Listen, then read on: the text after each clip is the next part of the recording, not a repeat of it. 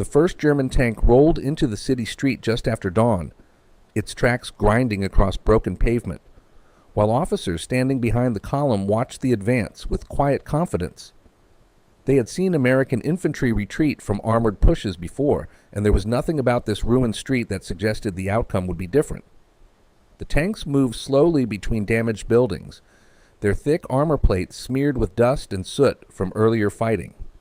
Behind them marched German infantry squads spreading along the sidewalks, rifles ready, certain the Americans would scatter once the armor reached the central intersection. From the upper floors of a shattered apartment building, Private Robert Hale watched the tanks enter the street. While holding a weapon, many German officers still didn't take seriously. Resting across the cracked window frame in front of him was an American bazooka launcher, the steel tube pointed downward toward the armored vehicles advancing below. Hale had fired the weapon only a handful of times during training, but he understood exactly what it could do if the rocket struck the right place. The problem was distance. The bazooka worked best at close range, and the tanks were still too far away for a reliable shot. The lead tank continued forward until it reached the center of the street, where two burned trucks blocked half the road. The German officers walking behind the armor paused near the corner of a damaged building, watching their vehicles clear the debris. One of them even gestured casually toward the empty windows above, unconcerned about the possibility of anti-tank weapons hidden in the ruins. Intelligence reports had mentioned American rocket launchers, but many German commanders believed they were unreliable infantry gadgets, rather than serious threats to armored vehicles. Hale waited until the lead tank turned slightly to avoid the wrecked trucks. The movement exposed the thinner side armor just behind the turret. That was the weak point instructors had drilled into him during training. If the rocket struck that section cleanly, the shaped charge could burn through the steel. If it hit the front armor instead, the rocket would likely explode harmlessly against the thick plate. He slid a rocket into the rear of the launcher and rested the bazooka across the windowsill, carefully aligning the sight with the moving tank below. The weapon suddenly felt heavier than it had during training, not because of the metal tube, but because of what the shot would reveal. The moment he fired, the backblast would expose his position to every German soldier in the street. But the tanks kept moving forward, and if they reached the next intersection, then American troops retreating through the city would have nowhere left to go. Hale steadied the launcher and squeezed the trigger. The rocket blasted from the tube with a violent burst of smoke and flame, streaking downward toward the side of the advancing tank. German officers in the street looked up just as the rocket struck the armor. The explosion echoed between the buildings like a thunderclap, and for the first time that morning, a German tank stopped moving. The rocket struck the side of the lead tank just behind the turret, exactly where the armor was weakest. For a brief second, the tank continued moving as if nothing had happened, its heavy tracks still grinding across the broken pavement. Then, a burst of fire erupted from the impact point, and thick black smoke began pouring from the engine vents at the back of the vehicle. German infantry froze in the street as the tank suddenly lurched to a halt. One of the officers shouted something and pointed toward the upper floors of the buildings, realizing instantly where the attack had come from. The soldiers near the tank scrambled for cover behind walls and vehicles as the burning machine sat motionless in the middle of the road. Inside the apartment building, Hale had already moved away from the window. The moment the rocket left the launcher, he rolled backward across the dusty floor and dragged the bazooka toward the next room. And training had taught him one rule very clearly: never fire twice from the same window. Outside, the tank's crew hatch burst open as one of the German soldiers inside tried to climb out through the smoke. Flames were now licking through the side of the turret, where the rocket had punched through the armor. The shaped charge had burned straight into the crew compartment, igniting fuel and ammunition inside the vehicle. So the German officer, who had been standing confidently in the street moments earlier, now shouted frantic orders as soldiers scattered across the sidewalks. The second tank in the column swung its turret upward toward the buildings, searching for the American who had just turned their advance into a burning wreck. Hale crouched behind a broken doorway and pulled another rocket from the canvas bag beside him. And through the cracked wall he could hear the heavy engine of the second tank revving as it pushed forward to replace the destroyed lead vehicle. German officers had ignored the bazooka at first. Now one of their tanks was burning in the middle of the street. The second tank rolled forward to replace the burning lead vehicle, its turret already rotating toward the upper floors of the surrounding buildings.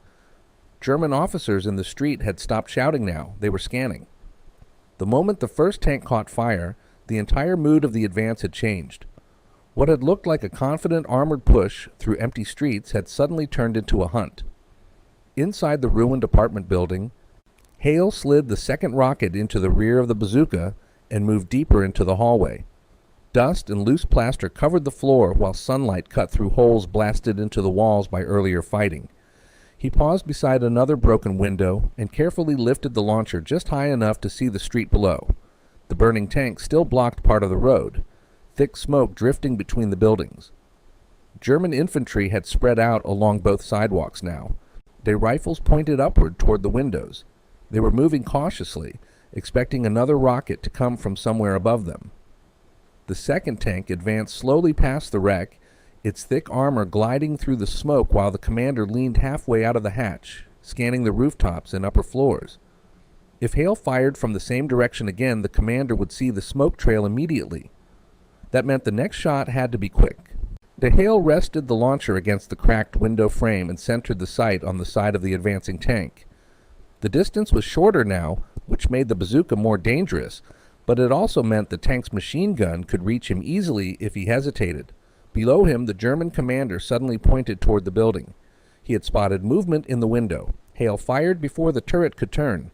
The rocket blasted out of the tube and streaked toward the tank's side armor just as the commander dropped back into the hatch. The explosion hit the vehicle with a bright flash that echoed across the street, rocking the tank sideways and sending smoke pouring from beneath the turret ring. This time the tank didn't stop immediately.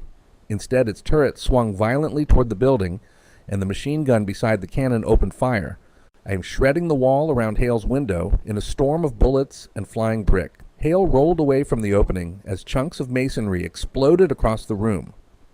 The Germans knew exactly where he was now. And there was still one more tank in the street. The machine gun fire from the second tank ripped through the apartment wall, where Hale had been standing only seconds earlier, spraying brick dust and splinters across the hallway. He stayed flat on the floor until the burst ended, then quickly dragged the Bazooka toward the stairwell at the back of the building. The Germans had seen the rocket trail clearly this time, and they would expect another shot from the same floor. Staying there would be suicide. Outside, that the damaged second tank had stopped moving after the explosion, thick smoke rising from the turret ring where the rocket had struck.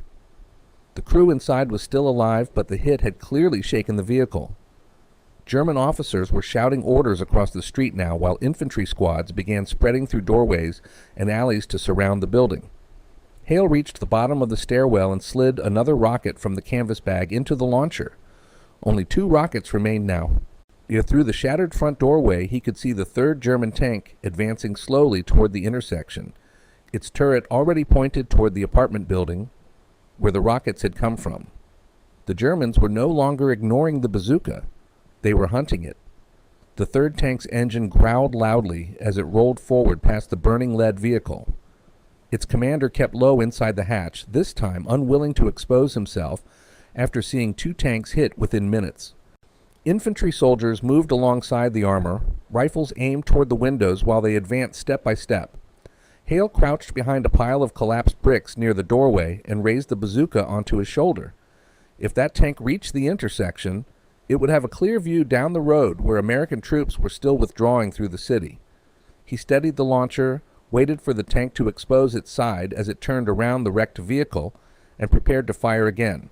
The third German tank advanced slowly into the smoke-filled street, its heavy tracks crushing broken stone while infantry soldiers moved carefully along both sidewalks. The confidence that had been visible earlier was gone now. German officers, who had once walked openly behind the armor, were staying behind walls and damaged vehicles, watching the buildings above them with growing caution. 2 tanks were already disabled in the road, one burning fiercely, while the other sat, crippled beside it. And the officers now understood that somewhere in the surrounding ruins an American Bazooka gunner was still waiting. Inside the shattered building, Hale knelt behind a pile of broken bricks, with the Bazooka resting across his shoulder. Dust floated through the dim hallway, while distant shouting echoed outside as German infantry spread through the street. Only 2 rockets remained in the canvas bag beside him. Man in the third tank was already moving carefully around the wreckage of the disabled vehicles. Hale knew the next shot had to count.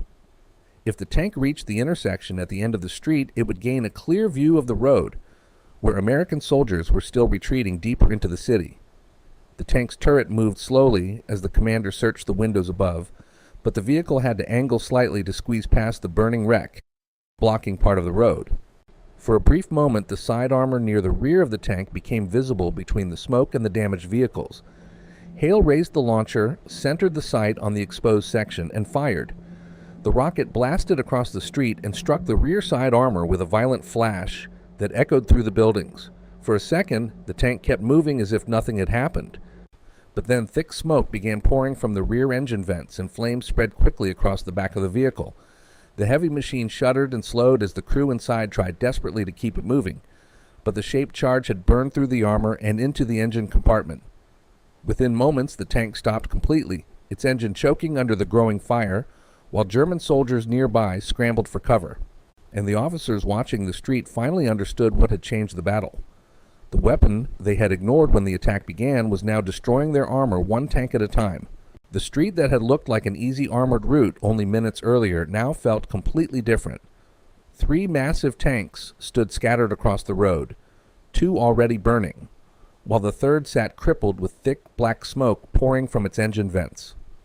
German infantry, who had been advancing confidently through the buildings, were now crouched behind walls and debris, rifles aimed nervously toward the windows above them. And the realization had spread quickly through the ranks. Somewhere in the ruined buildings, a single bazooka gunner had stopped the armored push that was supposed to break the American defense. Inside the damaged apartment building, Hale lowered the bazooka and quickly checked the canvas bag beside him. Only 1 rocket remained. The launcher tube felt hot from repeated firing, and dust from the shattered walls still floated through the air. Outside, he could hear German soldiers shouting orders to each other, while they tried to reorganize around the disabled tanks. The officers had clearly decided that the infantry would have to clear the buildings before the armor could move again. That meant they would soon begin searching every floor of the surrounding structures. Hale moved carefully through the hallway toward a rear window that overlooked the street from a slightly different angle. From there he could see the third tank struggling while flames continued to spread across its engine deck. One of the German crewmen climbed halfway out of the hatch, before jumping down to the ground and running toward cover. Other soldiers rushed forward to help the crew escape the burning vehicle while keeping their rifles trained on the nearby buildings. The street was no longer an armored advance route. It had turned into a trap filled with wrecked steel and thick smoke. For a moment, the firing paused as both sides tried to understand what had just happened. The German officers knew their tanks had been stopped, but they also knew the bazooka had to be somewhere in the buildings above them. Hale rested the launcher against the window frame again and watched the infantry spread out through the rubble below. The last rocket was still loaded in the tube, and he knew he might need it soon. The tanks had already burned, but the battle for the street was not finished yet.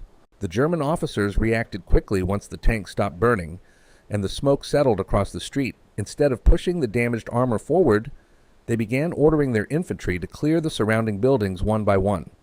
Small groups of soldiers moved cautiously along the sidewalks, rifles raised, slipping through broken doorways and shattered windows as they searched for the American who had fired the rockets.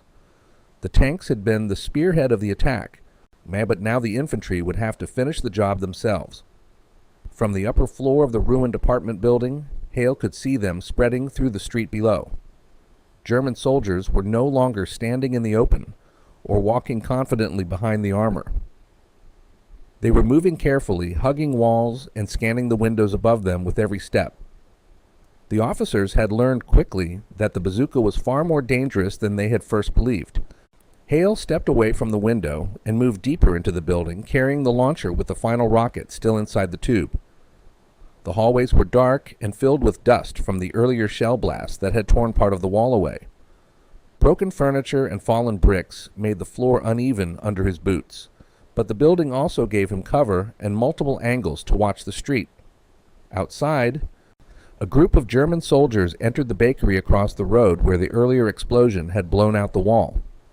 Another squad moved toward the stairwell of the apartment building next to Hale's position.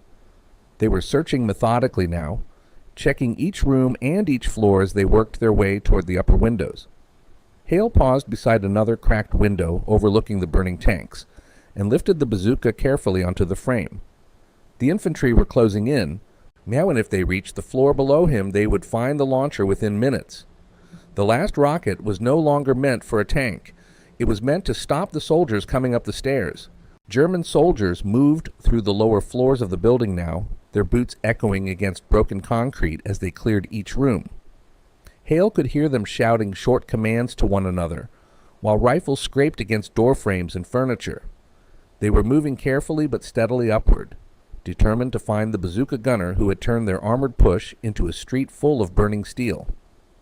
Outside the window, the 3 disabled tanks still dominated the road, and smoke drifting upward between the ruined buildings, while German officers watched the upper floors with growing frustration. Hale stepped back from the window and positioned himself near the top of the stairwell, the bazooka balanced across his shoulder, with the final rocket already loaded. The hallway was narrow, filled with dust and debris from the earlier shell blast that had shaken the building. And if the German soldiers reached the top of the stairs, they would have only a few seconds before spotting him. The bazooka was never meant for fighting inside a building, but the explosive charge inside the rocket would be more than enough to block the stairwell and stop the advance. The footsteps grew louder as the soldiers climbed toward the next floor. Hale steadied the launcher and aimed it downward along the stairwell opening. A helmet appeared first, now followed by the barrel of a rifle as the leading soldier cautiously reached the top step. Hale pulled the trigger instantly.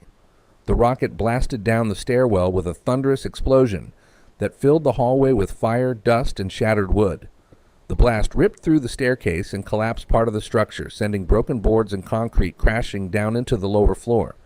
For several seconds, the building echoed with the sound of falling debris, while thick smoke filled the hallway. The stairwell had completely collapsed, blocking the path the German soldiers had been climbing. Their advance inside the building had stopped instantly. Outside, the explosion echoed through the street and sent nearby infantry diving for cover again, unsure how many American soldiers might still be hidden inside the ruins. Hale lowered the empty bazooka slowly. Every rocket he had carried was now gone.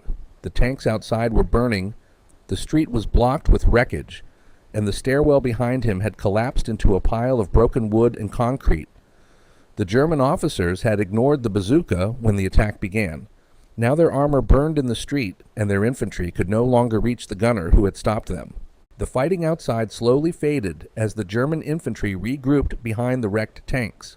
Smoke drifted between the buildings while soldiers cautiously watched the upper floors where the explosions had come from.